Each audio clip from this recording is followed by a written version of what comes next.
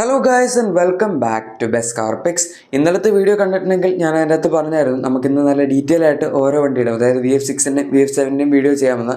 So ഇന്ന് നമ്മൾ ആദ്യം എത്തിയിരിക്കുന്ന വിൻഫാസ്റ്റിൻ്റെ VF6 എന്ന് പറഞ്ഞ അവരുടെ എൻട്രി ലെവൽ മോഡലുമായിട്ടാണ്.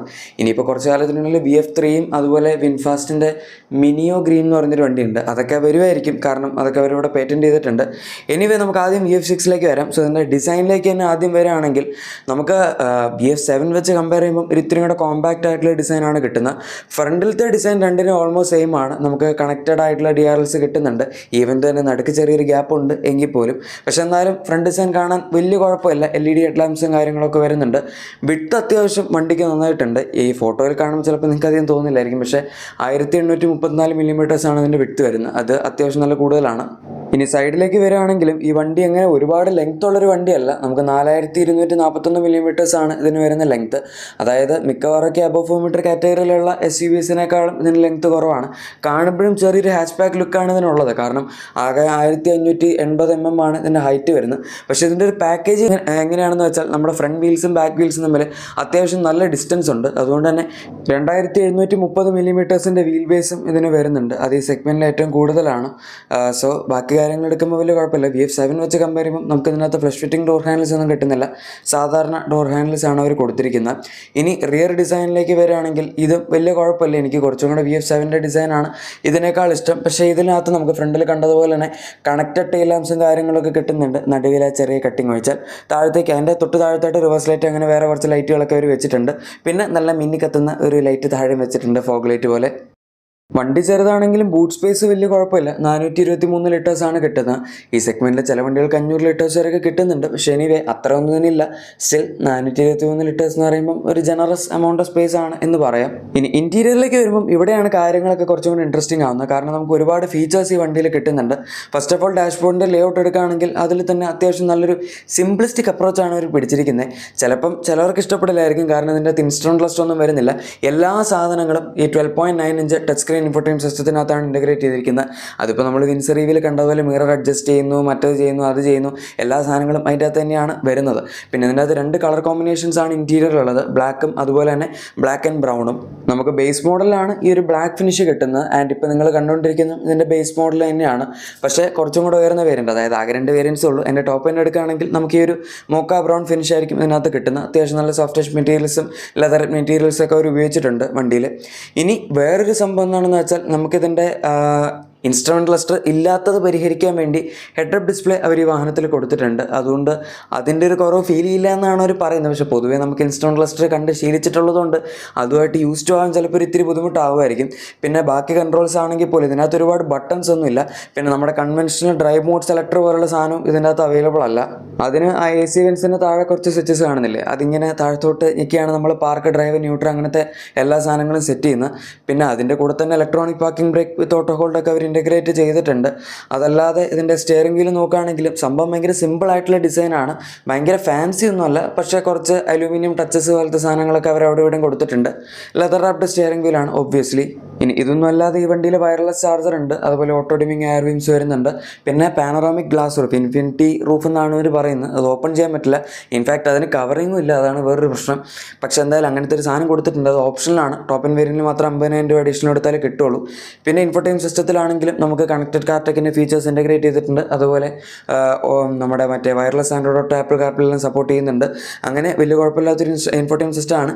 എല്ലാം കൂടി ഇതിൻ്റെ അകത്താണ് എന്നുള്ളത് ഒഴിച്ച് നിർത്തി കഴിഞ്ഞാൽ വേറെ പ്രത്യേകിച്ച് പ്രശ്നമൊന്നുമില്ല.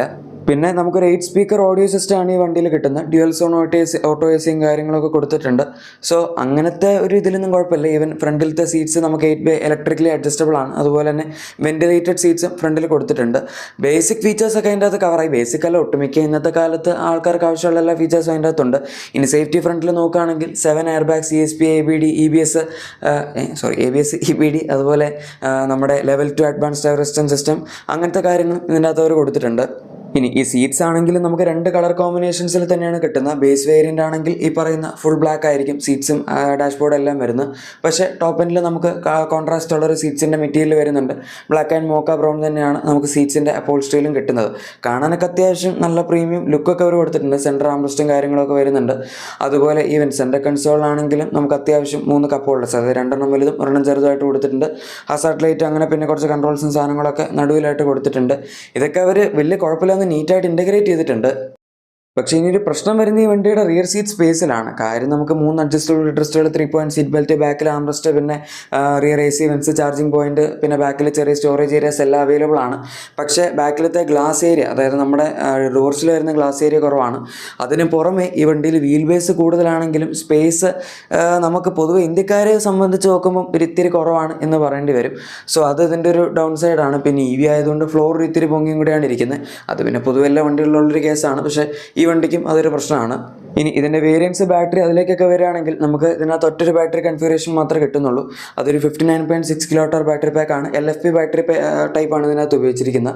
അതുപോലെ നമുക്ക് 2 വേരിയൻസ് ആണ് ബേസിക് ആയിട്ട് വരുന്നത്, എർത്തും അതുപോലെ വിൻഡും. പിന്നെ വിൻഡിനകത്ത് തന്നെ വിൻഡ് ഇൻഫിനിറ്റി എന്ന് പറഞ്ഞൊരു മോഡൽ വരുന്നുണ്ട്. അത് ഇൻഫിനിറ്റി ഗ്ലാസ് റൂഫ് ഉള്ള വേരിയൻ്റ് ആണ്.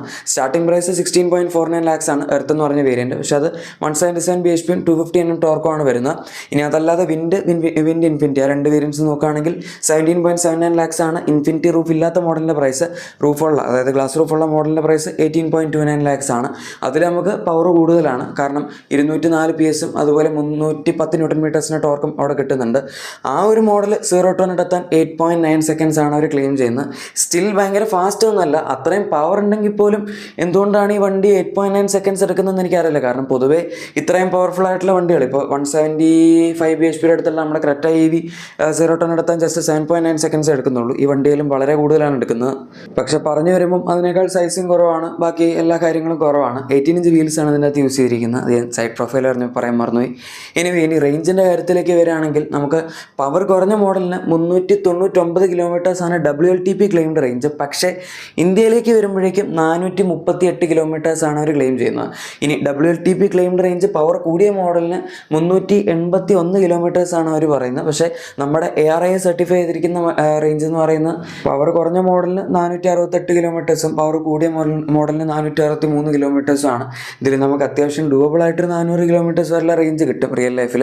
അതിലും കൂടുതൽ കിട്ടാൻ പാടാണ്. കാരണം ഈ ബാറ്ററി സൈസ് ഒക്കെ വെച്ച് നോക്കുമ്പോൾ ഏകദേശം അത്രയാണ് വരുന്നത്. എന്തായാലും ഓവറോൾ പറയുമ്പോൾ വണ്ടി വലിയ കുഴപ്പമില്ല. ബൈ ദ വേ ഇതിനകത്ത് ഓട്ടോ പാർക്ക് ഫീച്ചറൊക്കെ വരുന്നുണ്ട്. അത് ഞാൻ നേരത്തെ പറയാൻ വിട്ടുപോയി. ഇനി ഫാസ്റ്റ് ചാർജിങ് ആണെങ്കിൽ നമുക്ക് 3.3 kW AC ഫാസ്റ്റ് ചാർജറും 7.2 kW AC ഫാസ്റ്റ് ചാർജർ വരെ ഇതിനകത്ത് ഓപ്റ്റ് ചെയ്യാൻ പറ്റും.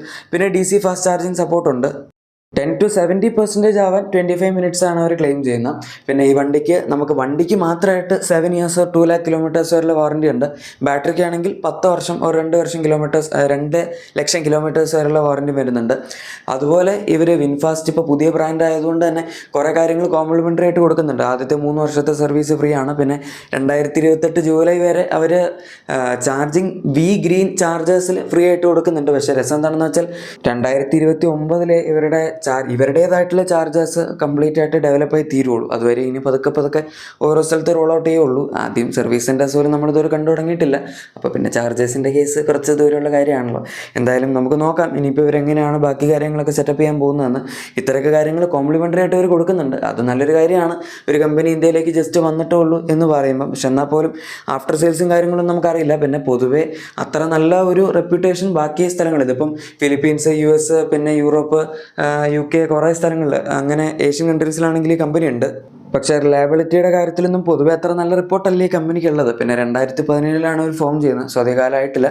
എനിവേ നിങ്ങൾക്ക് ഇതിനെപ്പറ്റിയുള്ള അഭിപ്രായം താഴെ കമൻസിൽ പറയാം. പിന്നെ നിങ്ങളുടെ എക്സിസ്റ്റിംഗ് വാഹനത്തിന് എന്തെങ്കിലും ആക്സറീസ്, ക്ലീനിങ് പ്രൊഡക്ട്സ് ഒക്കെ വേണമെങ്കിൽ നമ്മുടെ ഡിസ്ക്രിപ്ഷൻ അല്ലെങ്കിൽ പ്രൊഡക്ട്സ് ചെക്കൗട്ട് ചെയ്യുക. വീഡിയോ ഇഷ്ടപ്പെട്ടെങ്കിൽ ലൈക്കും സബ്സ്ക്രൈബും ഷെയറും കൂടെ ചെയ്യുക, നമ്മുടെ സപ്പോർട്ടും കൂടെ ചെയ്യുക. Thank you for watching my video and good bye.